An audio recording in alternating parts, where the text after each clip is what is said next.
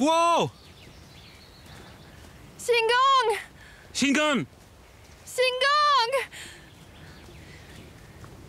Shingon! Guo! Shingon!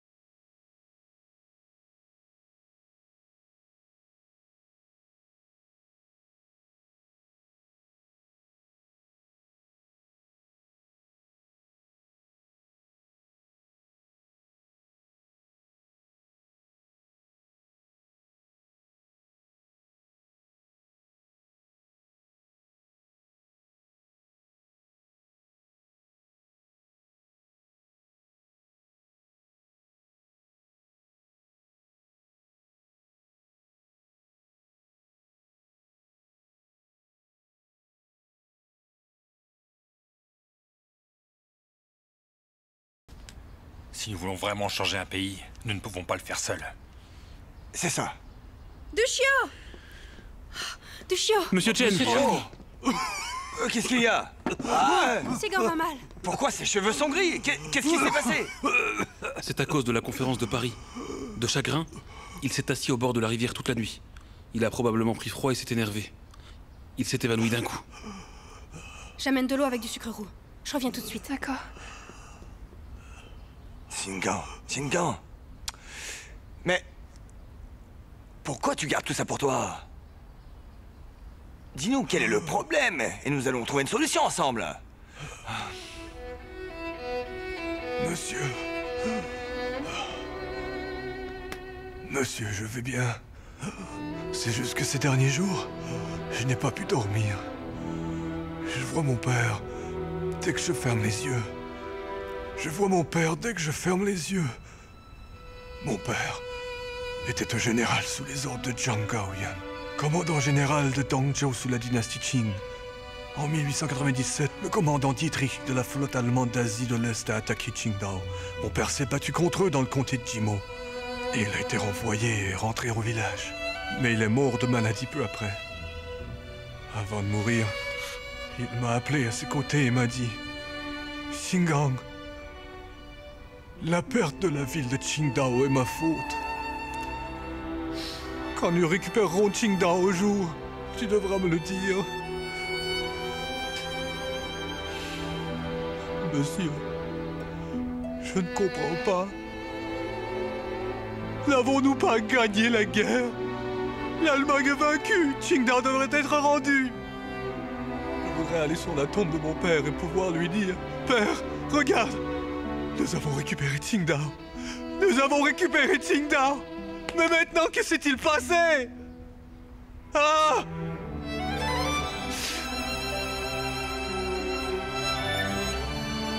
Les dernières paroles dites par mon père avant sa mort sont... le poème au fils de Luyo. Dans la mort, tout est fini pour moi. Mais qu'il est triste de voir le pays désuni. Un jour, on récupérera les terres perdues. Venez sur ma tombe. Me le dire.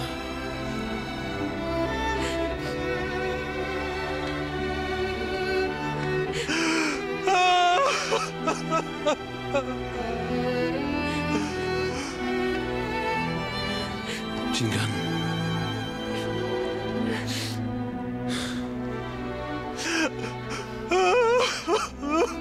Shingon, la tristesse ne sert à rien.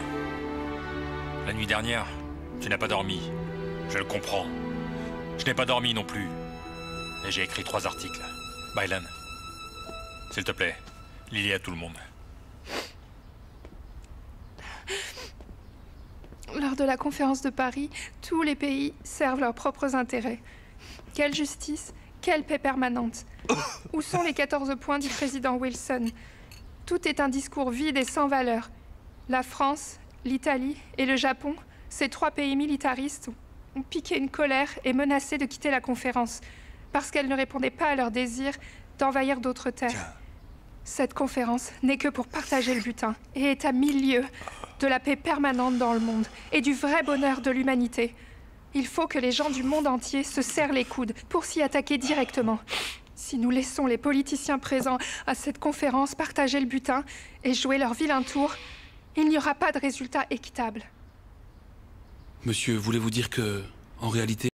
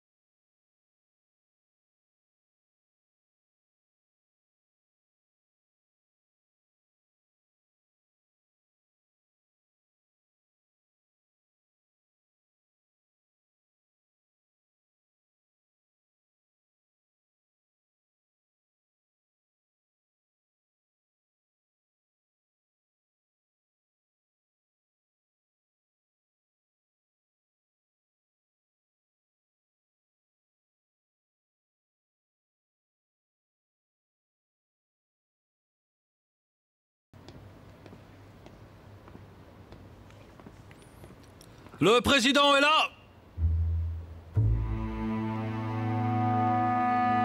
Lâchez. J'ai entendu dire que votre comté des affaires étrangères a rendu ses opinions. Je t'écoute, Lou Jianxian envoie plusieurs télégrammes par jour pour me presser.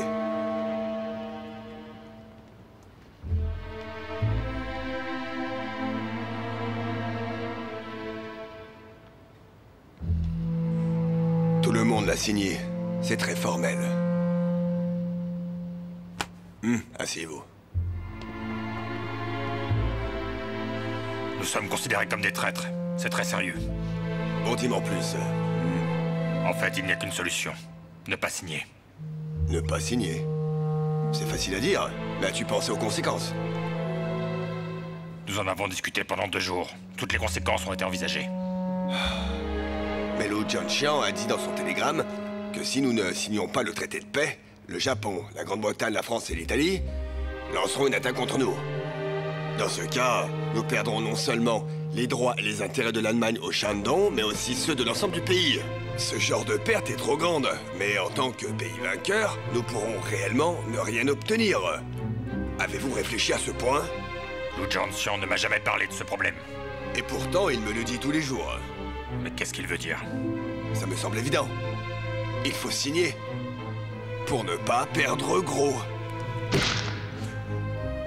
Lou Jianxian est un hypocrite avec la vue basse, qui met ce pays et son peuple dans le désastre. Lâché, mais de quoi tu parles? On n'est pas en train de discuter, hein? Calme-toi. Président Su. Premier ministre Tien. Ouvrez vos yeux enfin. Si la République de Chine signe le traité de paix proposé, oserez-vous encore sortir du palais présidentiel? Mon lâché, tu es alarmiste. Maintenant, j'ai besoin que tu répondes à la question de Lou Jianxian. Signer ou ne pas signer? Quelle option entraînera une plus grande perte des intérêts pour notre pays? Lou Jianxian s'inquiète trop et dit n'importe quoi. Tous les fers de lance de la conférence de Paris visent l'Allemagne. Le système de Versailles va mettre l'Allemagne en pièces. Comment l'Allemagne pourra-t-elle négocier avec la Chine? Toute personne dotée de bon sens diplomatique ne soulèverait pas une telle question. Asseyez-vous. D'après toi, Lu Jianxiang est trop inquiet. Ce n'est pas un problème du tout. Premier ministre Tien, je veux entendre votre opinion. Moi, je suivrai la vôtre. Assis-toi. Chef intérimaire Tien, quelle est votre opinion? Ah. Je suis membre du comité des affaires étrangères. Et j'ai déjà signé la déclaration de refus. Monsieur le Président, voici le télégramme annonçant le refus de signer que nous avons rédigé à la délégation chinoise. Veuillez jeter un coup d'œil.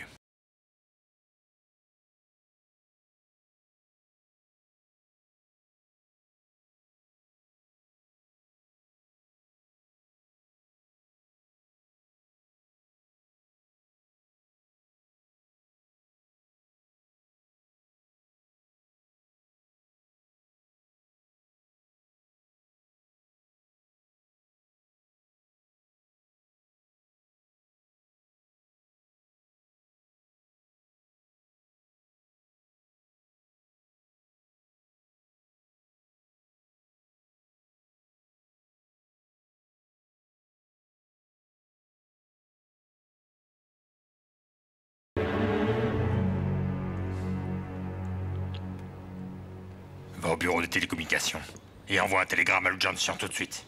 Maintenant? Il fait encore nuit à Paris. Oui, maintenant. Je veux fustiger Lu Jianxiang, seul clown perfide. Pourquoi veut-il signer le traité? Vous n'avez pas besoin de lui écrire pour savoir pourquoi. Je peux vous dire la vérité, moi. Quelle vérité? Que sais-tu? Lu Jianxiang n'a jamais dit qu'il était d'accord pour signer. C'est Duan Tirei qui lui a demandé d'analyser en détail l'attitude des pays européens et américains vis-à-vis de la question du Shandong. Dans le rapport d'analyse de Lu Jianxiang, il y a un paragraphe précis sur l'Allemagne. Duan Tirei a souligné ce seul paragraphe et l'a commenté d'une phrase. Pas la peine de perdre plus pour si peu. Cao Zhulin a présenté cela à Su Chang en disant que Lu Jianxiang avait préconisé la signature du traité pour le bénéfice à long terme. Comment sais-tu tous ces détails? Monsieur, Lin Jiangming est venu en votre absence. Alors il m'a demandé de vous transmettre ce message. Je comprends. Pas étonnant que Su Chang avait l'air étrange. Il veut donc me prendre comme excuse pour traiter avec Duan Tirei. Cet homme est vraiment un vieux renard. Alors, Su Chang a-t-il refusé de signer? Oui, à contre-cœur. Il a demandé à Tien Nansun, au nom du Conseil d'État, d'émettre un télégramme pour annoncer le refus. Très bien. Maintenant, vous allez pouvoir mieux dormir.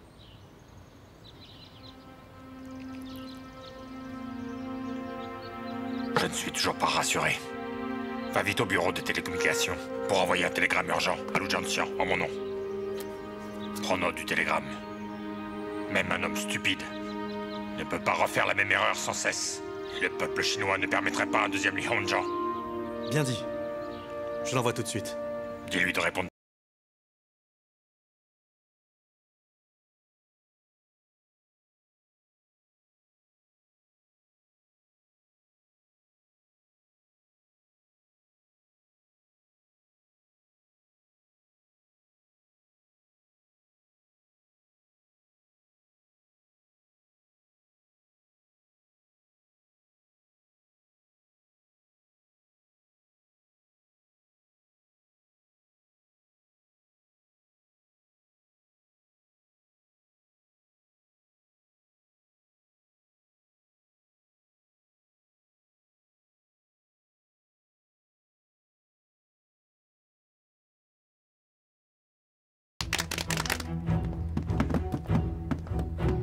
Deuxièmement, le comité des affaires étrangères a envoyé un avis indiquant que la Convention nationale se tiendra au Parc central le 7 mai pour boycotter le traité de Versailles.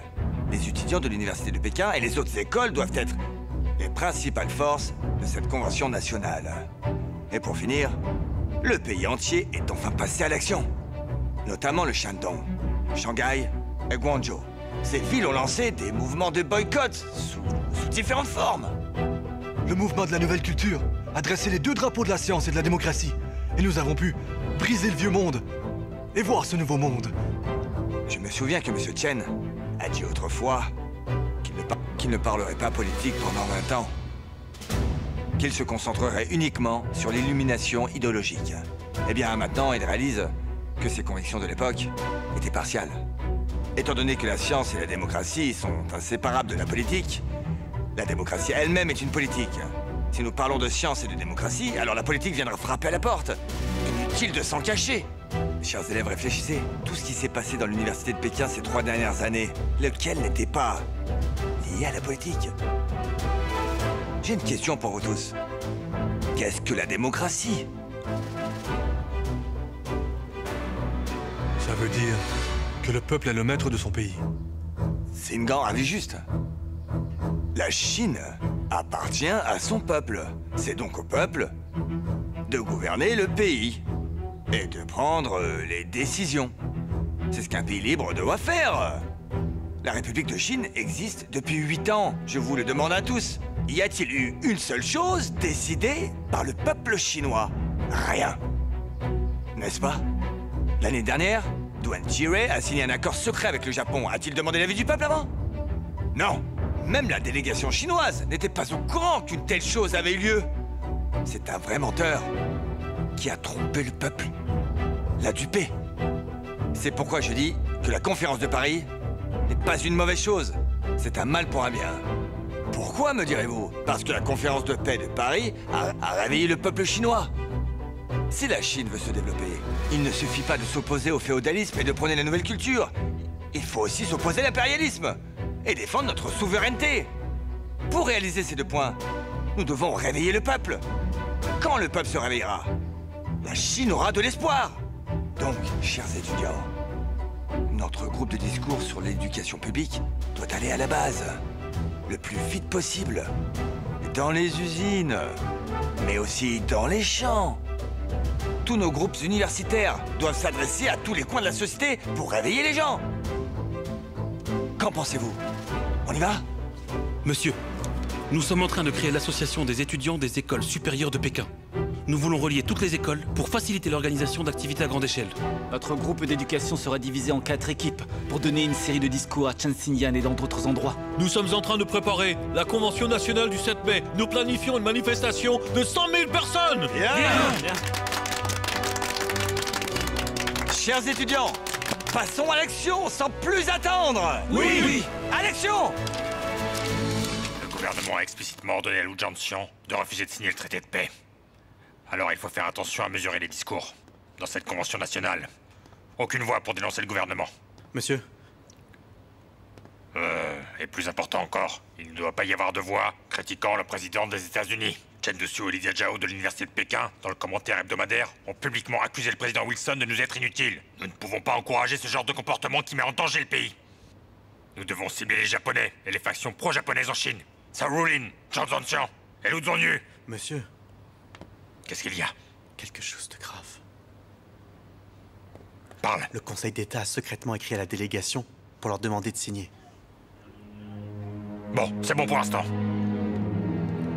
Comment est-ce possible? Un homme qui connaît Lin Changmin travaille au bureau. Il a envoyé ce télégramme lui-même et l'a dit à Lin en secret. La source est sûre. Où est Lin Changmin maintenant? Va le chercher! Lin Changmin vient de remettre une lettre de démission au président. Il m'a demandé de vous apporter cette note.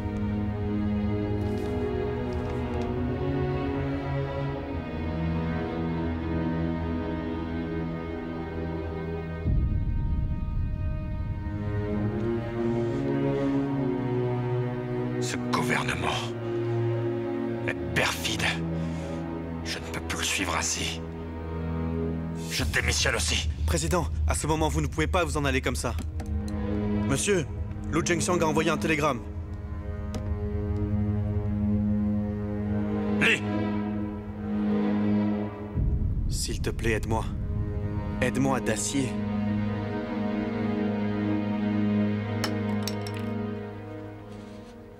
Ce Chichon, quelle honte! Duan Jirei, quelle honte! Chen Yansun, quelle honte!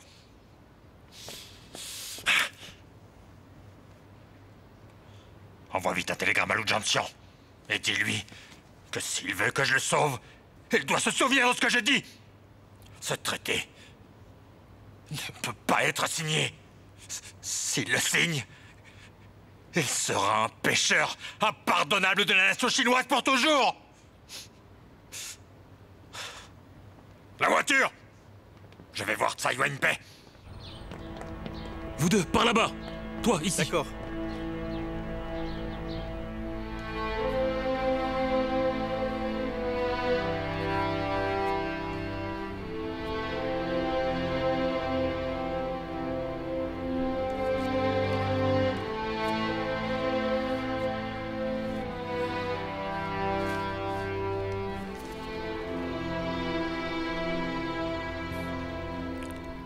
Monsieur Tsai, Monsieur Wang Dacier est là.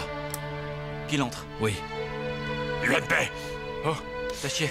c'est une catastrophe. Si nous ne faisons rien, nous ne pourrons faire face aux générations futures. Wang Dacier. Que s'est-il passé? Ce Chichang et Duan Xirei ont renoncé à leurs engagements. Ils ont envoyé un télégramme à la délégation à Paris pour accepter de signer le traité. Et Lu Zhangxiang l'a déjà signé? Pas encore. Ils viennent m'envoyer un télégramme. Ils me demandent de l'aide. Mais je ne peux rien faire. Je ne peux pas sauver le Shandong. Maintenant, les étudiants sont notre seul espoir. Wang Dacier, dis-moi. Je ne suis qu'un homme de lettres. Qu'est-ce que je pourrais faire? Tu peux. Tu as l'université de Pékin derrière toi. Et l'université de Pékin a la Chine derrière elle. Lorsque les 400 millions de Chinois s'uniront pour un seul objectif, la Chine ne mourra pas. Merci pour ton conseil, Dacier. Maintenant, je sais ce qu'il faut faire. Si je vous ai réunis d'urgence, c'est pour discuter d'un sujet sérieux, avec tout le monde ici. Le gouvernement de Beiyang a envoyé un télégramme à la délégation à Paris pour signer le traité de paix de Paris et céder officiellement le Shandong au Japon. C'est déjà le cas. C'est une trahison ouverte de notre pays. Monsieur Tsai, nous ne pouvons pas rester les bras croisés. Nous savons tous que le patriotisme est l'objectif de l'université de Pékin. Lorsque la nation est confrontée à une question de survie, nous ne pouvons pas rester les bras croisés. J'ai dit à Wang Dacier que quand le pays est en crise, si je ne vais pas en enfer pour le sauver, qui ira à ma place? Monsieur Tsai, j'irai en enfer avec vous. Tous portent la grandeur ou la décadence du pays. Le pays est en danger. Moi aussi, j'irai en enfer avec vous. Aller en enfer ne sert à rien. J'y ai pensé pendant longtemps. C'est un article de Dezhao qui m'a inspiré. Il disait que la révolution d'octobre russe est une victoire pour les gens ordinaires. Ils ont utilisé la violence pour gagner. Les gens ordinaires chinois peuvent-ils utiliser la démocratie? Ça vaut la peine d'essayer. Notre pays appartient à son peuple. C'est le peuple qui doit décider dans ce pays. Maintenant, le gouvernement de Beiyang a vendu la souveraineté du pays à l'encontre de l'opinion publique. Que faire? Je pense qu'il n'y a pas d'autre moyen que de laisser le peuple se lever et résoudre le problème. Comment les gens peuvent-ils se lever et le résoudre? On ne peut plus s'asseoir et regarder.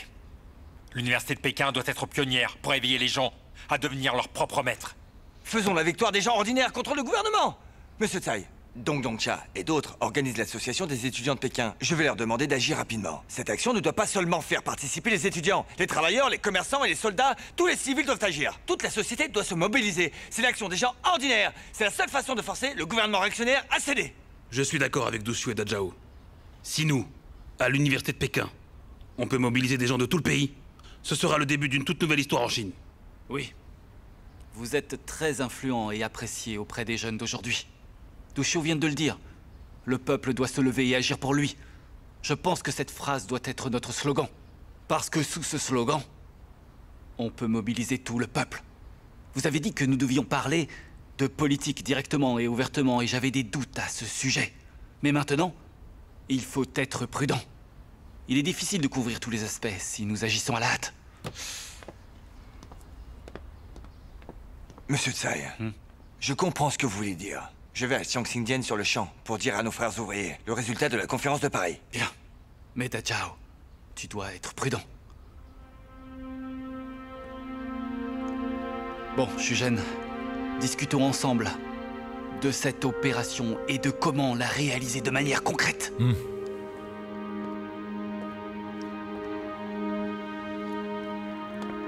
Monsieur Tsai. Tsai. Monsieur Tsai. Bonjour, Monsieur Tsai. Monsieur Tsai. Bonjour, Monsieur Tsai. Monsieur Tsai.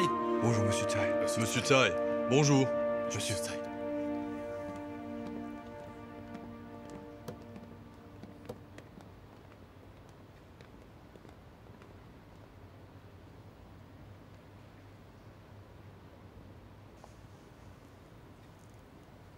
Veuillez vous asseoir, enseignants et élèves. Aujourd'hui, j'ai convoqué en urgence tous les enseignants et représentants des élèves. Car il y a une affaire urgente et très grave. La conférence de Paris a maintenant adopté un traité injuste. Le contenu de ce traité a transféré tous les droits et intérêts de l'Allemagne en Chine, l'Allemagne vaincue, au Japon en totalité. Tout le monde sait que nous participons à cette conférence de paix à Paris en tant que pays victorieux.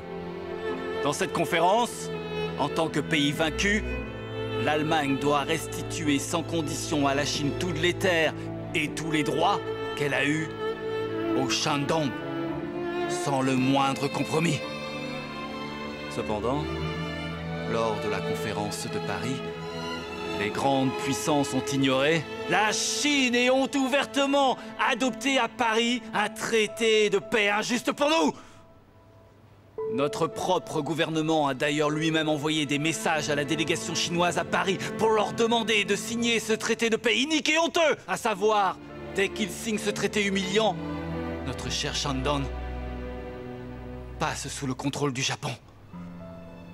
Chers étudiants, pouvons-nous, en tant que Chinois, laisser cela se produire? Sûrement pas!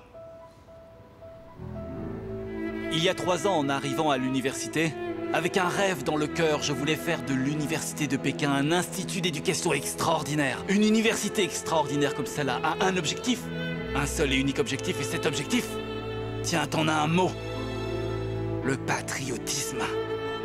À mon avis, le patriotisme sera dorénavant l'âme et la tradition de notre université de Pékin. Les étudiants de l'université de Pékin ne cherchent pas à devenir des fonctionnaires, mais à contribuer à ce pays et à en être les véritables piliers. Notre pays est maintenant arrivé à un moment critique pour sa survie. Chacun de nos étudiants doit maintenant s'avancer et être un pionnier pour sauver le pays. Réveillons le peuple et exhortons le gouvernement à refuser de signer ce traité de paix de Paris injuste pour défendre notre souveraineté.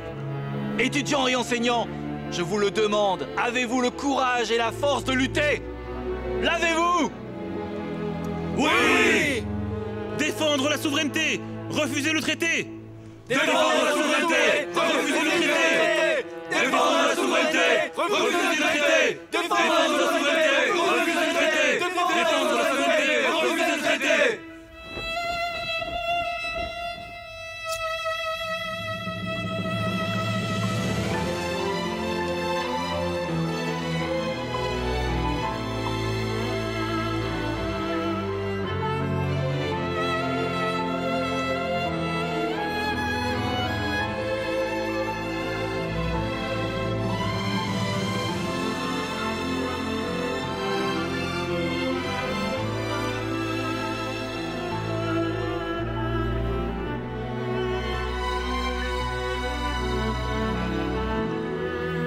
Nous avons besoin que les gens se rassemblent à ce carrefour.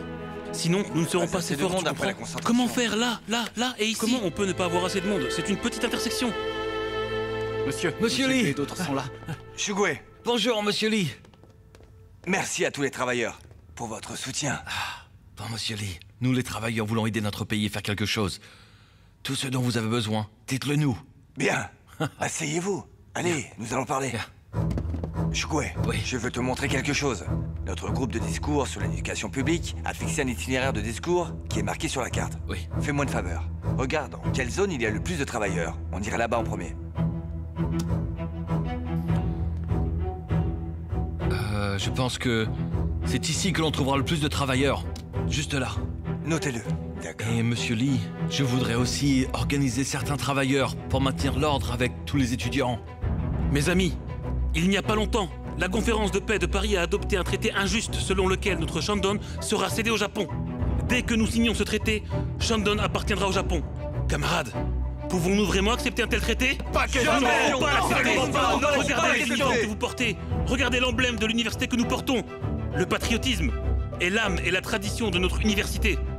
Au moment critique de la survie de notre pays, montrerons-nous notre courage et notre responsabilité? Oui! Oui! Avez-vous quelque chose à ajouter pour cette réunion? Absolument pas. Nous devons faire passer le message aux autres étudiants. Bon, c'est réglé alors. Le 3 mai, dans l'auditorium de la salle 3 de l'université, il y aura une conférence pour tous les étudiants. Outre les étudiants de l'université de Pékin, il faut mobiliser les autres écoles pour qu'elles soient représentées. Avez-vous d'autres questions? Non. Bien, s'il vous plaît, tout le monde. Passons à l'action. Camarades, je déclare maintenant la résolution de l'association des écoles de Pékin. 1. Unir toutes les classes pour lutter et aussi combattre. 2. La manifestation contre le traité de paix prévu le 7 mai est désormais avancée au 4. 3. Envoyer des télégrammes à la délégation pour qu'elle ne signe pas. 4. Informer toutes les provinces pour qu'elles organisent des manifestations patriotiques le 7 mai prochain. Bravo! Exactement! Oui. Bravo! Oui, c'est vrai! Mes chers amis, selon la décision de l'association des étudiants, nous recommandons Fu Xinyan comme commandant en chef de la manifestation de demain, Luo Jialun et 10 autres étudiants comme représentants généraux. S'il vous plaît, applaudissez-les. Bravo! Bienvenue. Enfin, la feuille de route pour la manifestation de demain sera affichée à l'entrée de l'auditorium. Aux représentants des écoles, veuillez la lire attentivement et la ramener à vos écoles dès que possible pour prendre des dispositions.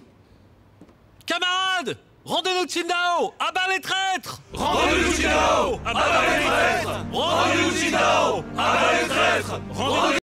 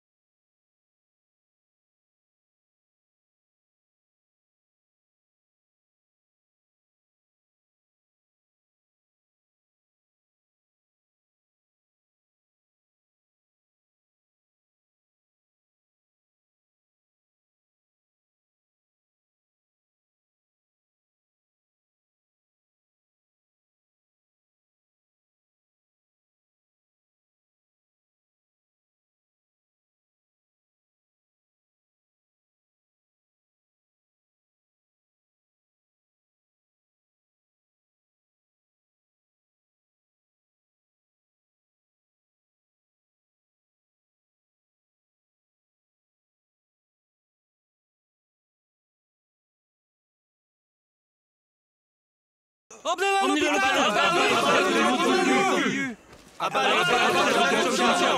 C'est Nous devons arrêter ces étudiants. Punir sévèrement ces perturbateurs. Appelez la police si nécessaire, n'est-ce pas? Arrêtons-les. Arrêtons-les. Laissez-moi vous dire, ces étudiants sont... Tian.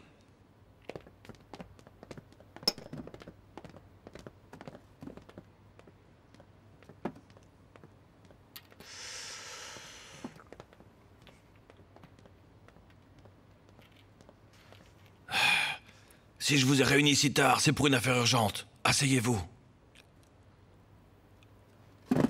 Aujourd'hui, les étudiants de l'université de Pékin et une dizaine d'autres écoles ont brûlé Jiaojiao. Je suppose que vous le savez déjà tous.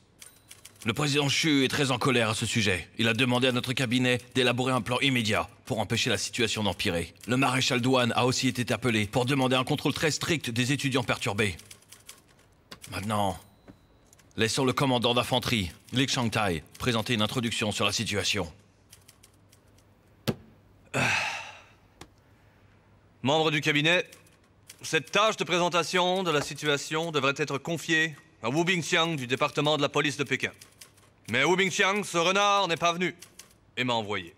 Je vais donc vous expliquer la situation. À partir de 13h cet après-midi, plus de 3000 étudiants d'une douzaine d'écoles de Pékin ont manifesté dans les rues. Cette perturbation étudiante est particulièrement grave et une mauvaise influence. Le président Xu Shichang a donné l'ordre d'interdire la manifestation et d'empêcher les étudiants de semer le trouble. Il a demandé au cabinet d'élaborer un plan d'action rapidement pour éviter que la situation s'aggrave demain. Le commandeur Li a bien clarifié la situation. Messieurs, discutons. Arrêtez-les, bien sûr qu'il faut les arrêter. Il faut les arrêter. D'accord, absolument. Arrêtez les professeurs aussi. Et les pas supprimer la façon d'empirer la situation. Absolument, professeur. Arrêtez les professeurs aussi. Ça n'arrangera rien. Suspendus, tout à fait. Ils doivent être suspendus. Selon moi, il faut les arrêter. Ces étudiants sont vraiment fauteurs de troubles. Mais le pire, ce sont ceux qui se cachent derrière. Le président de l'université de Pékin, Tsai Yuanpei, et plusieurs piliers autour de lui, Chen Duxiu et Li Dazhao. Ce sont eux les coupables.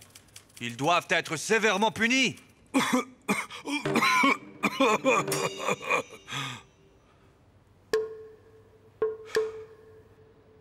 Depuis que Tsai Yuanpei est à la tête de l'université de Pékin, il n'a rien fait de bon.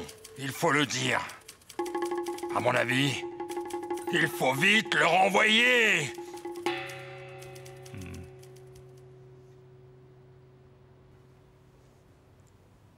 Je voudrais vous rappeler que la cause de cette manifestation est cet humiliant traité de paix de Versailles qu'on nous propose. Tsai Yuanpei était le premier ministre de l'Éducation de la République de Chine.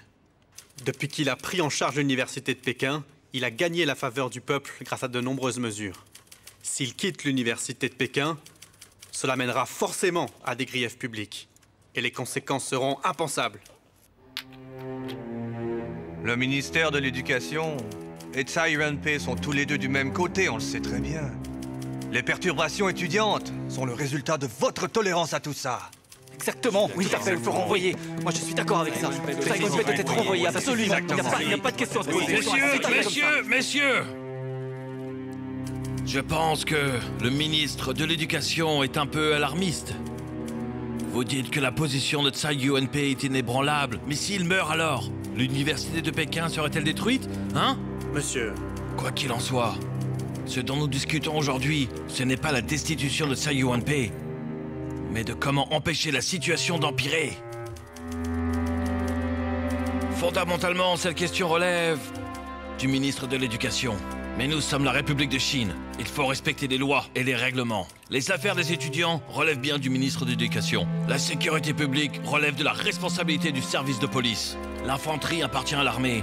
Il est préférable de rester en dehors de cette affaire, afin de ne pas aggraver les choses. J'ai entendu dire que les étudiants capturés sont toujours enfermés dans la prison de l'armée, c'est ça? Cela n'est pas conforme au règlement. Donc, informez Wu Bingqiang et dites-lui d'emmener les étudiants capturés au poste de police. Intéressant. J'ai travaillé sur cette affaire, mais finalement, je n'aurais pas dû. Bon, ça m'est égal.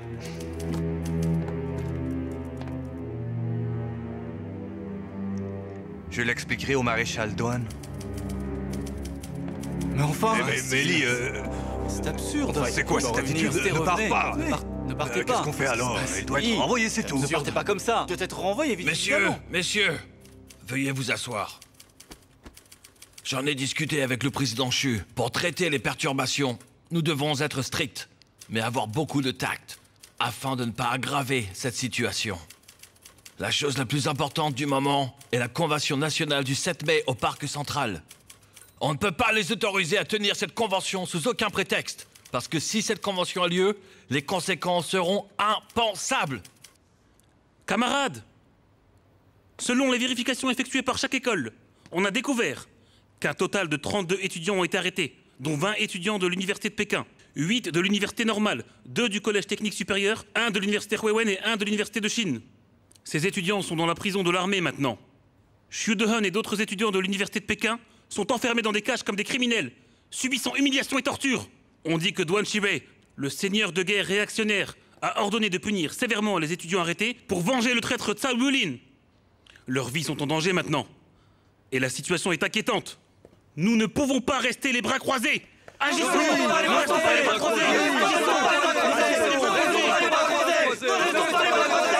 Silence, s'il vous plaît. Silence, c'est compris? Monsieur Tsai est arrivé.